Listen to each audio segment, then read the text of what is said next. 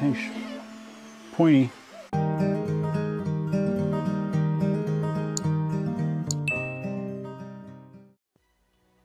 For those of you that do not want to sit through the entire video, here's a quick way to change the KingSong tire on the 16X. Remove those 10 screws on each side after removing the foot pedals. You need to remove the foot pedals. Now the cover is off. Imagine the cover is off.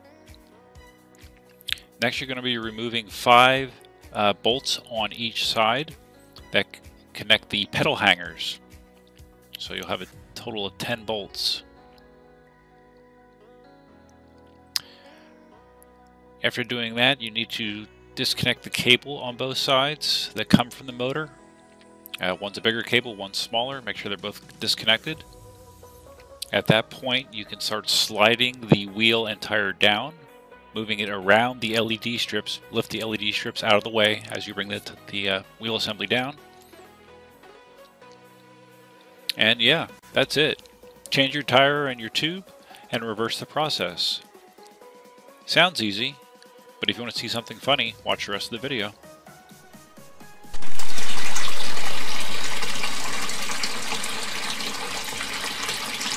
Hey, how you doing? Duff here. And what you see here is a KingSong 16X disassembled with no tire. That's because we are replacing the inner tube on this tire. The inner tube was punctured and we need to replace it. Now the first thing I noticed was the tire seemed incredibly stiff. I had a tremendously difficult time just getting it off this rim. I was using these massive tire irons. I have 3 of them and I had to really work to get it off. So I was worried about what was going to be involved with getting it back on, because I've had a number of tire run-ins over the last couple of years, and let's just say I'm not a fan of replacing tires. I was considering just taking it straight to a bike shop and letting them deal with it, letting them replace the tire. And I mentioned to Marty how I was not looking forward to this, and he said, because he's had problems with tires in the past as well, and he said the last time he had to replace the tire on his M10-3, which he did once before, and it was so difficult he actually gave up and just took it to a bike shop. He got a tip from someone that I've heard before that I questioned how valid it was, but the tip was to heat the tire up. In his case, just soaking it in hot water for about 15 minutes, he said. And he said that made a tremendous difference in the process of getting the tire back on. He said it was much, much easier. So I am going to hope that that also applies in this situation. So yeah, now don't worry, I'm going to, this is kind of the ass backwards way that you would show someone the process of replacing a tire. I'll go over what's involved with taking it apart, and it actually is relatively simple compared to like doing the Gotway wheels, for example. It was much, much easier getting the wheel to this point than it typically is. So I will go over all that. The tire's been soaking for probably at least 5 minutes, so I want to give it another few minutes just to get it as pliable as possible. And we'll pick up from there. The replacement tube for the 16X is a 16x3 tube, matching the 16x3 tire. I'm debating if I want to put just a little tiny bit of air into this before trying to put it in. Maybe I'll put some air into it and then let it all out, just so it has a little bit of a shape instead of being flat like a pancake like this. All right, so I've inflated it just to kind of, give it some shape, and now I'm going to let all the air out as much as I can, and we'll see how that goes. And I do have another 16x3 tube here just in case, based on past experience. All right, just got the tire out of its bath. Trying to just dry up a little bit of standing water here. But I guess, it's good to work quick, as quick as you can. I actually heard on some of my other tire change videos in the past, I heard people say about, actually like putting the tire in the oven and just all kinds of crazy stuff. Hopefully this was sufficient. It does feel softer than it did when I took it off the rim. Come on, baby, get on there. This is only the first half of it. Yeah, if I'm having this much trouble just getting the first half on, Doesn't bode well for the second half. All right, let me get this on and we'll continue. All right, got the tire half on. Now we need to stick the tube in, try to work it on. I'm not gonna film this because you're just gonna hear lots of swearing and stuff, and I'll probably get the video demonetized. All right, after a pretty healthy fight, I got the valve back in. I have the tube around the rim, the motor. Now we try to reseat it and pray we do not pop it.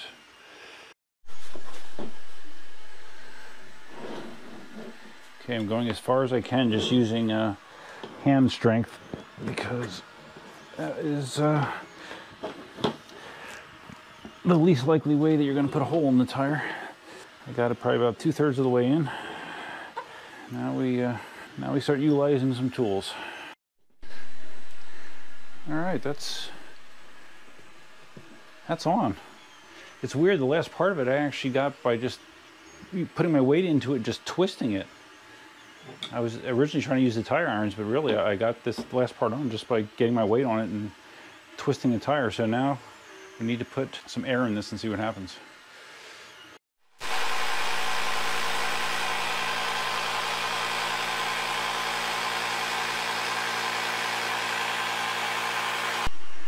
All right, so that did not hold air.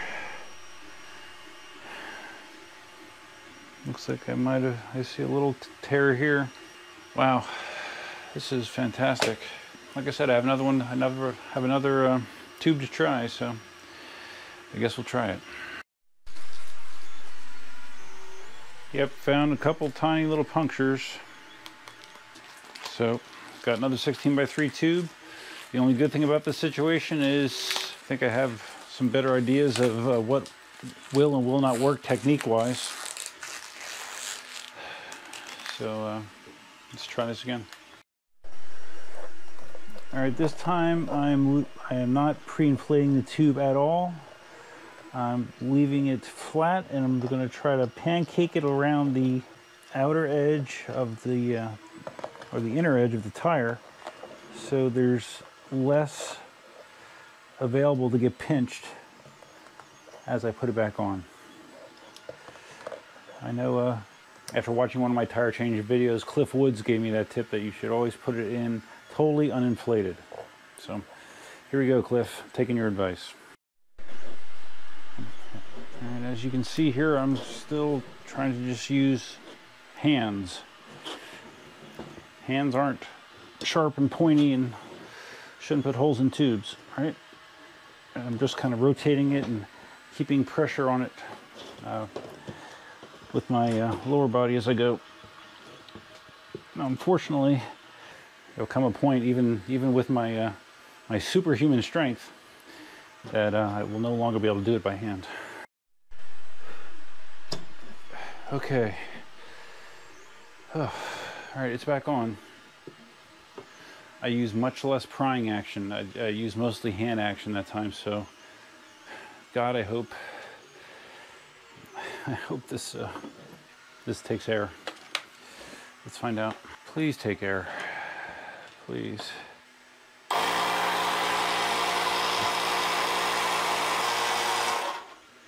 Come on, you gotta be kidding me. Just like before, got up to like 7 psi, 7.5, and no further. I mean, I cannot be any more careful with the freaking tube than I just was. You're freaking kidding me, man. Starts to inflate and it dies. You know, the one possibility that I did not check was that there's something sharp on the inside of the motor where the tube sits that's puncturing this. Either there's something sharp inside the motor or there's something sharp inside the tire. Because I did not do much prying on that sucker at all. That should have worked.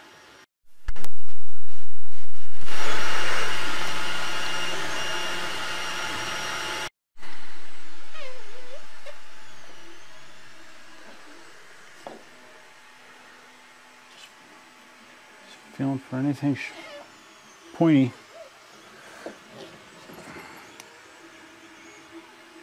I mean, there's some marks in here, probably from tire irons, but I'm not feeling anything particularly sharp.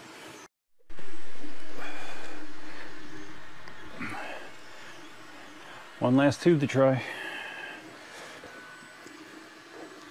And then it's game over. Oh my God.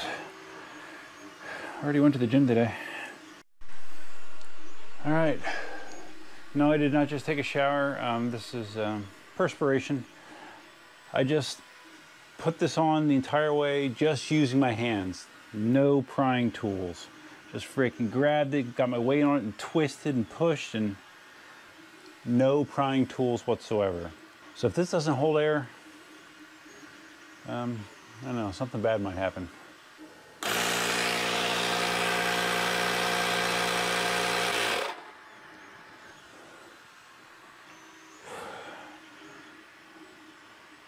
All right, we got over 10 pounds for the first time. Let's give it a little squeeze here. Oh, this wheel's been christened with my blood. All right, I'm gonna try to crank it up to 25. This is insane, man. Please work.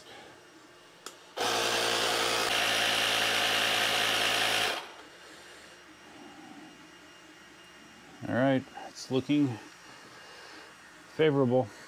Looking favorable. All right. So now I'm gonna probably ride it at 35 PSI, so let's go up to 35. All right, she's holding, finally.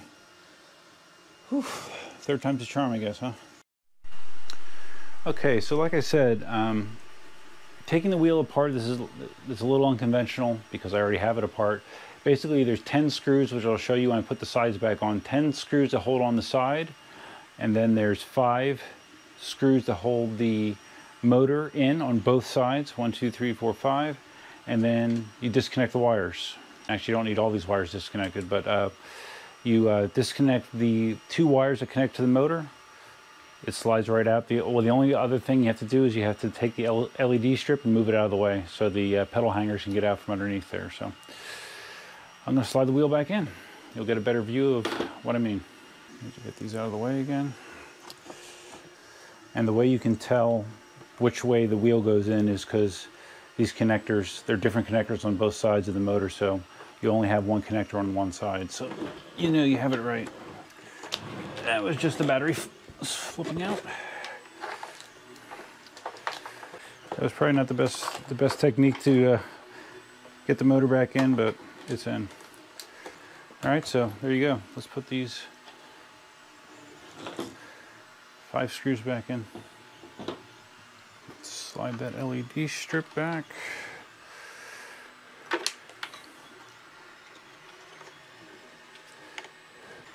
This bottom section of the LED doesn't even have the adhesive tape pulled off the bottom, probably for this very reason. So you can just kind of slide it in there, and tension will keep it in place once you have the cover back in. All right, putting in 5 screws. You don't need to watch me do that. Okay, we've moved to the other side. 5 more screws. You know, it's you know, they say that it's the struggles in life which build character. If everything went easily and exactly as planned all the time, I guess life would be pretty boring, right? So I'll try to be optimistic about this process. All right, the 5 screws are back in, so well, a total of 10 screws on both sides. So I'm going to reconnect the batteries, and then it's time to put the case back on. Now let's see here. All right, we can't mess this up, which is good. Make sure we're not pinching any cables.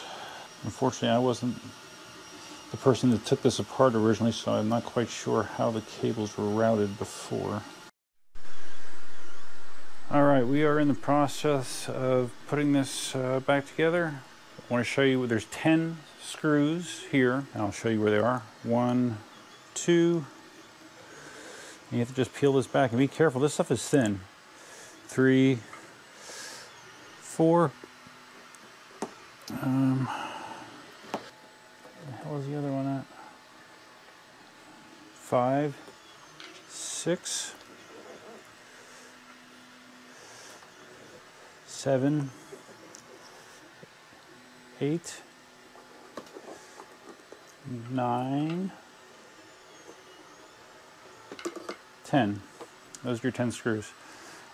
And like I said, this padding is thin. This is already like pretty much torn off, and I'm gonna try to glue it back on, I guess, if I can. But this padding is very thin. It does not peel off easily like the big thick pads do. You know, the normal like leg pads on most wheels are pretty thick. You can peel them off, put them back without much problem. This stuff is so thin that it wants to tear. So be ready for that. So I'm gonna put those 10 screws back in on both sides, then we're gonna do the pedals.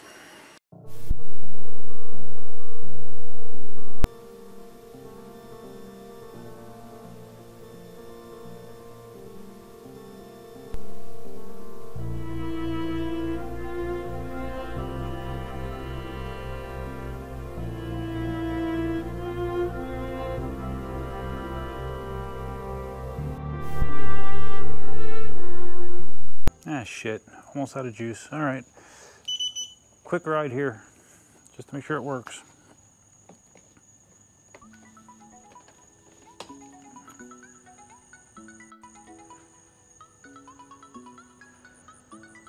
Please decelerate.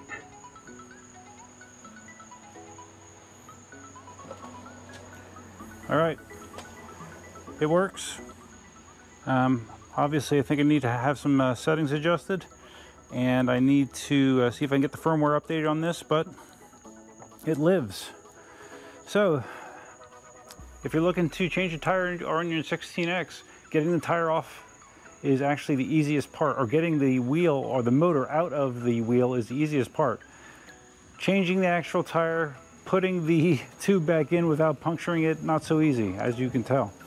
But it did work, and I look forward to getting a lot more time in the 16X the upcoming couple weeks.